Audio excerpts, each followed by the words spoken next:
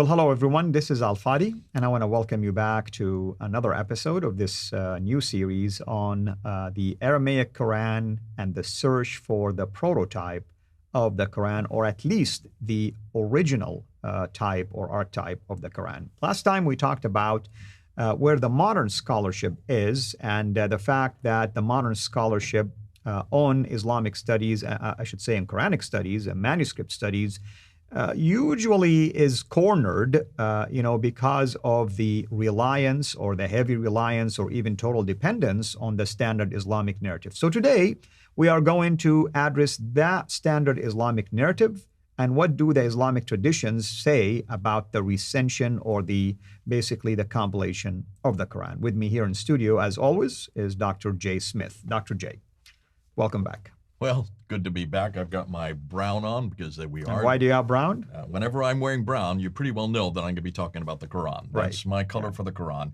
Right. And we're doing the sifting. We're going and we're going to see what is it we have to put into this sifter. Today now we're going to look at what actually the Muslims are telling us. The Van Putens of the world have to keep to this because their paymasters are all Muslims who are giving their money to their not only to their institutions, so they have to know what this is. And I think we need to let the people know, because we're not making this up. This is something that has been around, well, we're going to find at least 1,300 years, maybe 1,200 years, and not 1,400. What is that narrative? So in order to do that, we need to go to our slideshow. So let's go to the slideshow and let's see what Islam says how the Quran began.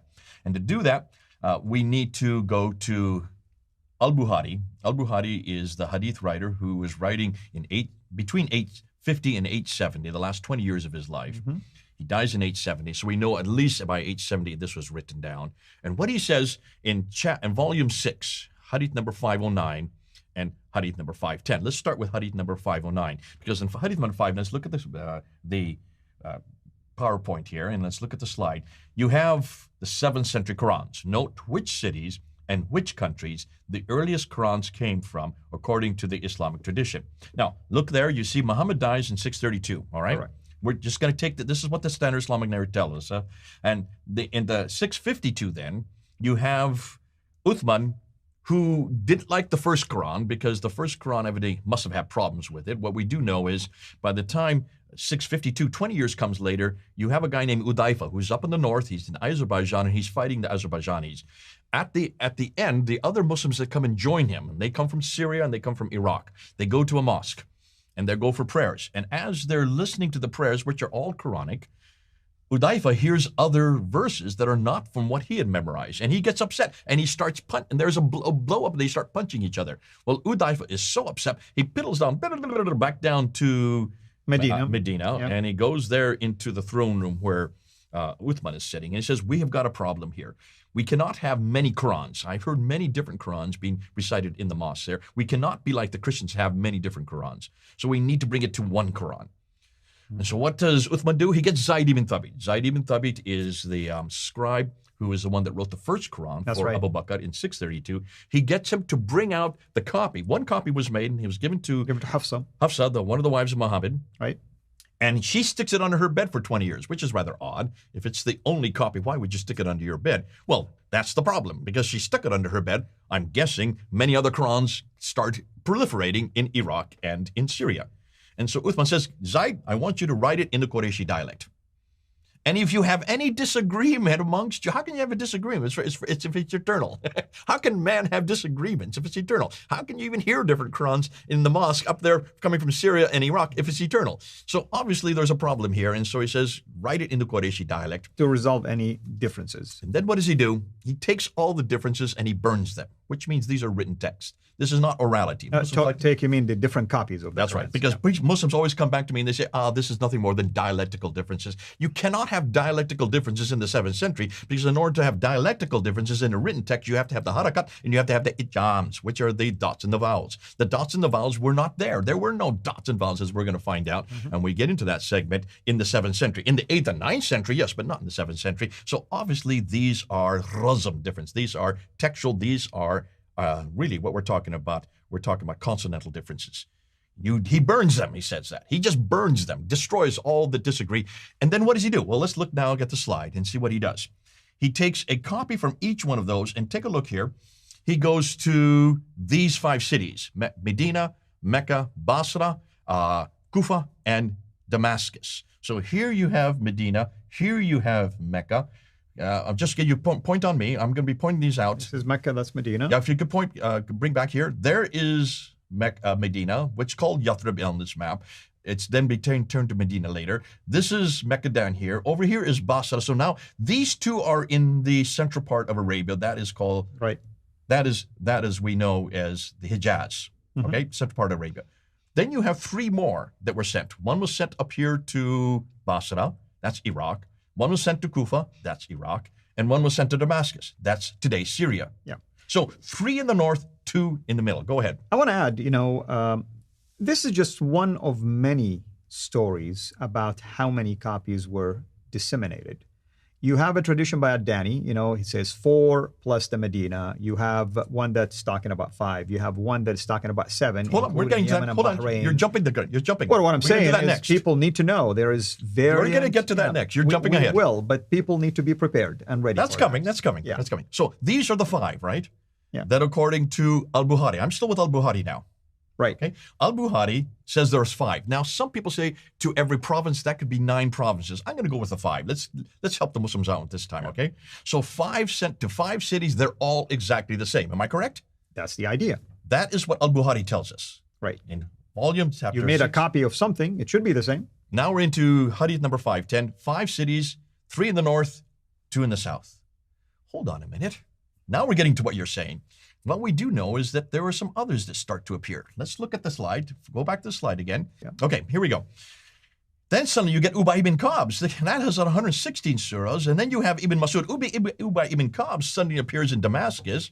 It is not the same. It has 160 surahs. How many surahs are there in the Quran? Well, there's 114.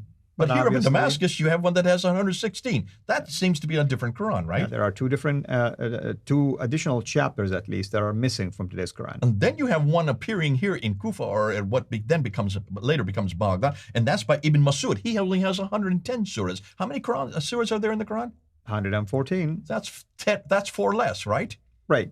Then you have Ibn Musa's Quran, which has 114, but it's not the same Quran as Arthur Jeffries found in the 1930s. Just by looking at all the references to these three in comparison to this one, which is the one that was introduced here and was used in the Hijaz, how many 15,000 differences he found between these 3 and the one that was introduced here. And you mentioned Arthur Jeffrey, and what Jay is referring to, even though it's the same number of surahs, you'll go, and Arthur did an excellent job showing you that the way you read sometimes these passages or verses are different. Wording is different. Structure of the verse sometimes is different. Sometimes there's extra words, sometimes there are missing words. And where did Arthur Jeffrey get all this from? Well, he collected it basically by looking at commentaries and looking at other Islamic sources. So he had no book in front of him. That's right. There is no Ubay ibn Ka'b's manuscript today. We're not aware of that. We don't have anything by Ibn Masud today, do we? That's right. We don't have anything by Ibn Musa today, do we? That's right. None of these 3 exist. And these are the scribes of Muhammad, by the way. Ibn Mas'ud and Ubay. That's what's so damaging about this. These are his scribe. In fact, isn't there a competition between Ibn Masud and Ubay ibn Ka'b? That's right. And doesn't Ibn Masud say, how is it you like Ubay ibn Ka'b? I mean, he was just a teenager when I received 70 of these. That's right. And there's this huge contention between them. That's correct. And there's enormous amount of competition. This is all coming from where? Where are all these stories coming from? Well, hadith and seerah. Al-Bukhari, Sahih Muslim. Right, These are all coming from Al-Tabari. And brother... 9th and 10th century, right? We just mentioned to people that Zayd ibn Thabit is the one who collected the Quran twice. Twice? 2 different times? And yet he have some differences. Can you see? Arthur Jeffrey in the 1930s. So this is almost 100 years ago where this has been around. This is nothing new for materials for the Quran. I think it the part of the title is the materials. Now, were you taught this when you were in school? Oh, of course not. No.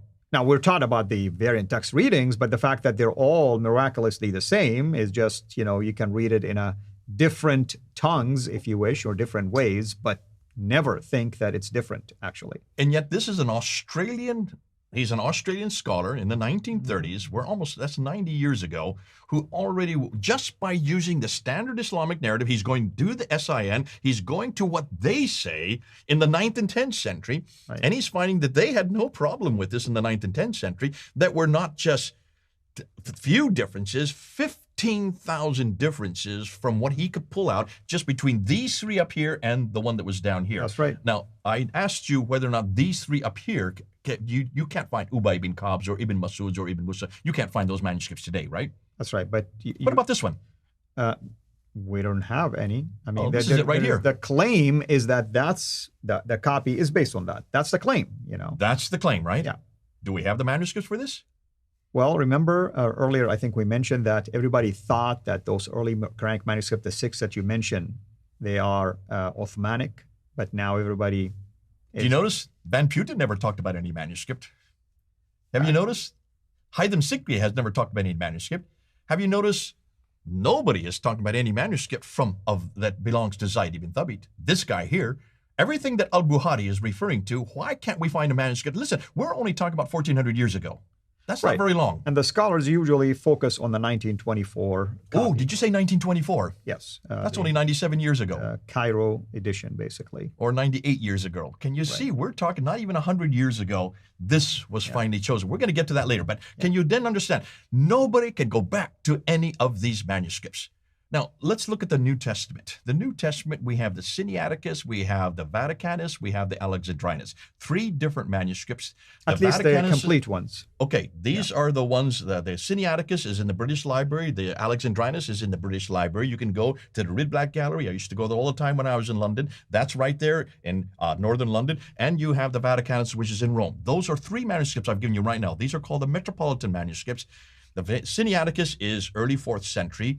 The same with the Vaticanus, that's early 4th century. The Alexandrinus is 5th century. If you're talking about 4th century, that's 300 years before the Quran, before this story even comes to existence. How is it we can come up with 3 complete manuscripts in Greek for the New Testament in the same area of the world, because these were all come from this part of the world, the same area of the world? Why can we come up with 3? We can come up with 3 from 300 years earlier.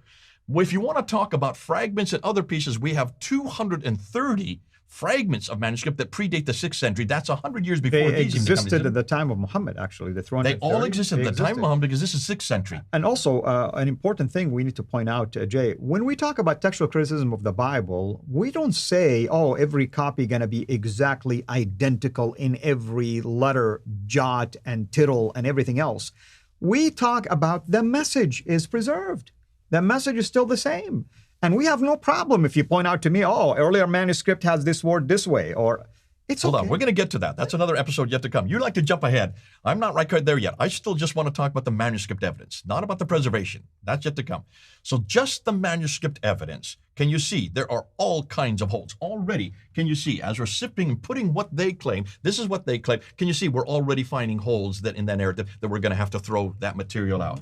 This is why it's important that people realize that when you hear the Van Putens of the world, or the Haitham Sikris, or all the other people who are trying to apologize, be apologetic for the Muslims, when you ask them deeper questions, when you do a deeper dive of going right back to the 7th century, you've got some real problems here with these manuscripts. These just don't exist. And the one that should exist, if there were 5 copies sent to 5 cities, how come they can't even come up with one? Just one is what I'd like to see. Yeah. One from the 7th century. When we're asked the same thing, we can come up with 3 complete copies from the 4th century, 300 years, and we come up with 230 fragments. And that's what we're going to look at next. Right. Because the next episode, Muslims are listening to us, and they are struggling with this. And they realize that this is a real problem, because we're only talking about 1,400 years ago. We're not talking about 2,000 years ago when Jesus lived. We're talking about only 1,400 years ago. And remember, everything about the New Testament was all of them was written on papyrus, which disintegrates within 100 years. Right.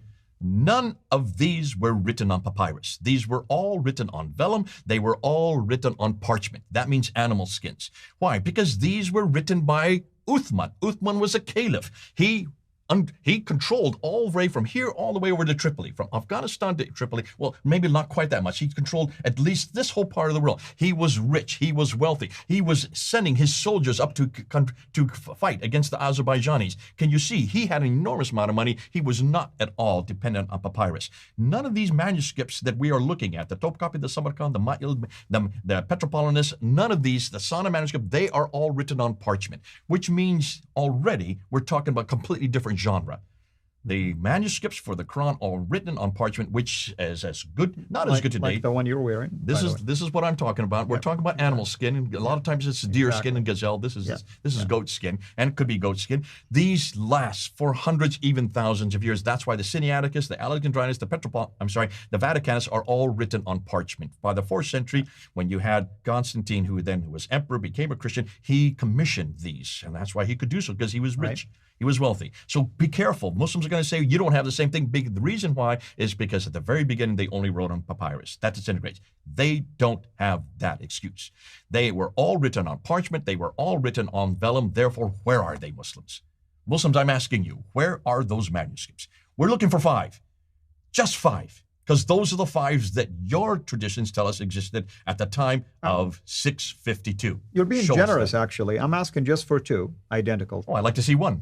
Yeah, just exactly. Even 1 dates to the 7th century. So next time we're going to talk about the so-called the 63 fragments, and I'm not going to really spill the beans here about what that means. We will unpack it next time.